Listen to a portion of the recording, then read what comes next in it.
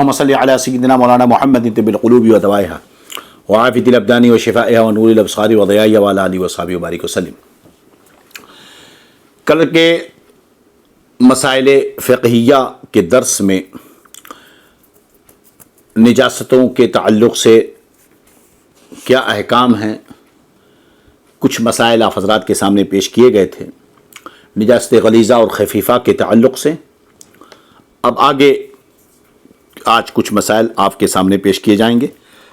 اللہ رب العزت ہمیں سیکھنے، سکھانے اور اس پر عمل کرنے کی، مسائل شرعیہ پر عمل کی توفیق عطا فرمائے۔ نجاست خفیفہ اور غلیظہ کا بیان چل رہا تھا، تو آج کے مسئلے میں ہم آپ کو بتائیں گے کہ چپکلی یا گرگٹ کا خون یہ نجاست غلیظہ ہے۔ چپکلی، چپلک جو گھروں میں ہوتی ہے، ایسے گرگٹ آپ جانتے ہیں، اس کا خون نجاست غلیظہ ہے۔ انگور کا شیرہ کپڑے پر پڑا تو اگرچہ کئی دن تک گزر جائیں کپڑا پاک ہے۔ بھئی انگور کے شیرے ہی سے شراب بنتی ہے، تو کوئی یہ نہ سمجھے کہ کئی دن تک پڑے رہنے کے بعد ناپاک ہو جائے گا، نہیں، کوئی فرق نہیں پڑے گا، وہ پاک ہے۔ اچھا، ہاتھی کے سونڈ کی رطوبت اور شیر، کتے، چیتے اور درندے چوپایوں کا لعاب نجاست غلیظہ ہے۔ کچھ لوگ ٹہلنے گھومنے جاتے ہیں اور ہاتھی کے سونڈ کو پکڑتے ہیں، اس کی رطوبت نکلتی ہے، تو یاد رہے کہ اس کی رطوبت، سونڈ سے جو پانی نکلتا ہے، اسی طرح شیر، کتے، چیتے اور دوسرے جتنے درندے چوپائے ہیں، ان کا تھوک سب نجاست غلیظہ ہے۔ جن جانوروں کا گوشت حلال ہے جیسے گائے، بیل، بھینس، بکری، اونٹ، ان کا پیشاب، اسی طرح گھوڑے کا پیشاب، اور جس پرندہ کا گوشت حرام ہے خواہ شکاری ہو یا نہ ہو، جیسے کوا، چیل، شکرا، باز، بہری، ان کی بیٹ نجاست خفیفہ ہے۔ ہونا تو یہ چاہیے کہ جس پرندے کا گوشت حرام ہے ان کی بیٹ نجاست غلیظہ ہو۔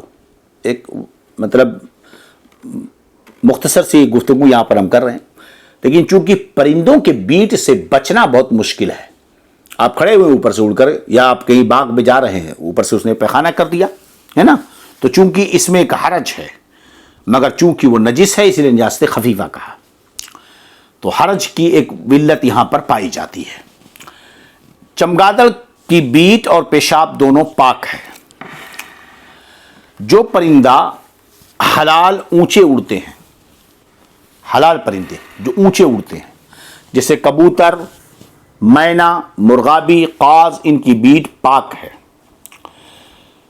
اسی طرح ہر چوپائے کی جگالی کا وہی حکم ہے جو اس کے پیخانے کا حکم ہے۔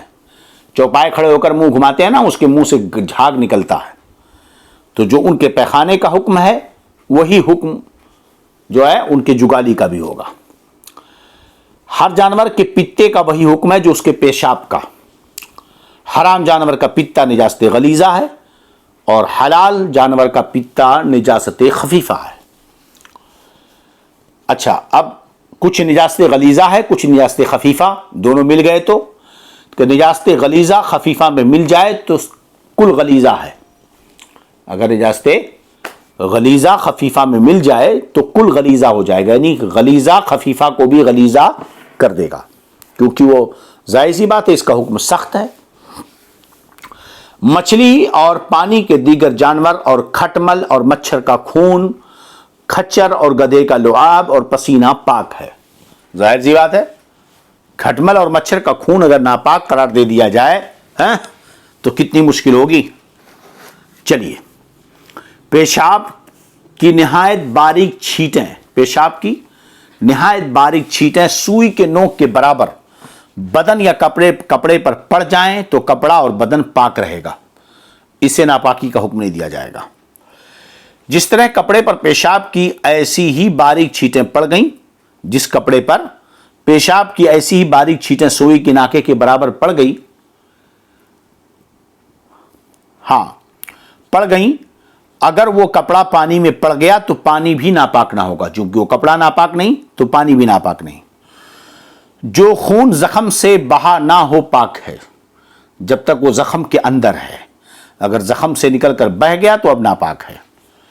اسی طرح گوشت، تلی، کلیجی میں جو خون باقی رہ گیا پاک ہے، اور اگر یہ چیزیں بہتے خون میں سن جائیں تو ناپاک ہیں، بغیر دھوئے پاک نہیں ہوں گی۔ بہتے خون میں سن گئیں تو ناپاک ہے، پہلے اسے دھلیں، پھر تلی کلیجی وغیرہ کو آپ کھا سکتے ہیں، بھون کر کھائیں یا کچھ بھی ہو، لیکن پہلے اسے دھل لیں۔ جو بچہ مردہ پیدا ہوا اس کو گود میں لے کر نماز پڑھی، ایسا ہوتا نہیں لیکن پھر بھی صورت مسئلہ ہے، اگر ہو تو کیا ہوگا؟ بہت سارے مسائل ایسے ہوتے ہیں کہ اب ایسا کہاں ہوتا، کچھ لوگ سوچنے لگتے ہیں اگر ہو، لیکن اگر ہوا تو ہمارے فقہاء کا کرم ہے کہ ان ساری چیزوں کو پہلے بیان کر دیا۔ جو بچہ مردہ پیدا ہوا اس کو گود میں لے کر نماز پڑھی، اگرچہ اس کو غسل دے لیا ہو، نماز نہیں ہوگی، نماز نہیں ہوگی۔ اگر زندہ پیدا ہو کر مر گیا اور بے نہلائے گود میں لے کر پڑھی، جب بھی نہیں ہوگی، کیونکہ وہ نجس ہے، اب ناپاک ہے وہ۔ ہاں اگر غسل دے کر گود میں لیا تو ہو جائے گی۔ تو دونوں مسئلے میں فرق دیکھیں، بچہ مردہ پیدا ہوا، گود میں لے کر نماز پڑھی تو نماز کسی صورت میں نہیں ہوگی، بچے کو نہلا کر لیا یا ایسے ہی لیا۔ دوسری صورت ہوئی کہ بچہ زندہ پیدا ہوا تھا، مر گیا، اگر بغیر غسل کے گود میں لے کر نماز پڑھی، نماز نہیں ہوگی، اور غسل کے بعد اگر لیا، سمجھ رہے ہیں کہ نہیں، تو ہو جائے گی، مگر خلاف مستحب ہے۔ دیکھیے فقہاء کرام ان صورتوں میں بات کرتے ہیں، ہے نا، کہ بچہ مردہ پیدا ہوا یا بچہ پیدا ہوا تھا مر گیا، تو ماں کو اتنی محبت یا باپ کو اتنی محبت کہ اسے اپنے سینے سے چمٹا کر مر گیا ہے، تو کیا ہوا، مگر وہ سینے سے چمٹائے رہتا ہے، گود میں لیے رہتا ہے، ایک درد میں ڈوبا رہتا ہے، مگر ایسے درد میں بھی وہ نماز نہیں چھوڑتے تھے، آج کی طرح لوگ تھوڑی تھے، تو اگر ایسا ہوا تو نماز نہیں ہوگی۔ یہ احکام اس وقت ہیں کہ مسلمان کا بچہ ہو، اور اگر کافر کا مردہ بچہ ہے تو کسی حال میں نماز نہ ہوگی، غسل دیا ہو یا نہ دیا ہو۔ چلیے، اب ایک شخص نماز پڑھ رہا تھا اور جیب میں شیشی ہے نا، اس میں پیشاب یا خون یا شراب ہے تو نماز نہ ہوگی۔ جی ڈاکٹر نے کہا کہ جو ہے یورین ٹیسٹ کرانا ہے، آپ پیشاب لے آئیے، وہ جو ہے پیشاب اپنا نکالا شیشی میں اور دھل کر کے جیب میں رکھ لیا، نماز کا وقت ہوا نماز پڑھنے لگا تو نماز نہیں ہوگی۔ یا خون اس نے اپنا یا کسی چیز کا شیشی میں رکھا چیک کرانے کے لیے لیب میں، اور نماز کا وقت ہوا جیب میں رکھ کر نماز پڑھی تو اس کی نماز نہیں ہوگی۔ اور جیب میں انڈا ہے اور اس کی زردی خون ہو گئی تو نماز ہو جائے گی، اس لیے کہ انڈے کے اندر زردی خون ہوئی تو اپنے محل میں وہ خون ہوئی ہے، اور یہاں پیشاب اور خون جو شیشی میں ہے وہ اپنے محل میں نہیں ہے، اس لیے وہ ناپاک ہے۔ چلیے، روئی کا کپڑا ادھیڑا گیا، روئی کا کپڑا، گدے وغیرہ آج کل ٹھنڈیوں میں ہوں گے، روئی کا کپڑا ادھیڑا گیا، اس کے اندر چوہا سوکھا ہوا ملا، ہے نا، تو اگر اس میں سوراخ ہے یعنی چوہے کے اندر، تو 3 دن 3 راتوں کی نمازوں کا اعادہ کرے، اور سوراخ نہ ہو تو جتنی نمازیں اس سے پڑھی ہیں سب کا اعادہ کرے۔ اگر روئی والا کوئی کپڑا پہنا ہے تو ایسا کوئی رنگ کوٹ، ایسا کوئی ڈریس ہے جس میں روئی ڈالی گئی ہے اور اس میں چوہا ہوا، تو اگر سوراخ ہے تو 3 دن 3 رات، نہیں تو جتنی نمازیں پہن کر پڑھی ہے اتنے دن کا اعادہ کرے۔ چلیے، کسی کپڑے یا بدن پر چند جگہ نجاست غلیظہ لگی اور کسی جگہ درہم کے برابر نہیں تھی، تھوڑی وہاں تھوڑی وہاں تھوڑی وہاں تھوڑی وہاں، مگر اب اندازہ کرے گا، مجموعہ درہم کے برابر ہوا۔ اگر وہ ایک جگہ، اب اندازہ لگایا کہ اگر وہ ایک جگہ ہوتی تو درہم کے برابر ہوتا، تو درہم کے برابر سمجھی جائے گی، اور زائد ہے تو زائد۔ نجاست خفیفہ میں بھی مجموعے ہی پر حکم لگایا جائے گا کہ 1 درہم کے برابر ہے تو نماز کو لوٹانا ہے، اور 1 درہم سے زیادہ ہے تو سرے سے نماز ہوئی ہی نہیں، ہے نا، یہ چیز کا خیال رکھیں۔ چلیں، حرام جانور کا دودھ ناپاک ہے، نجس ہے، البتہ گھوڑی کا دودھ پاک ہے مگر کھانا جائز نہیں ہے۔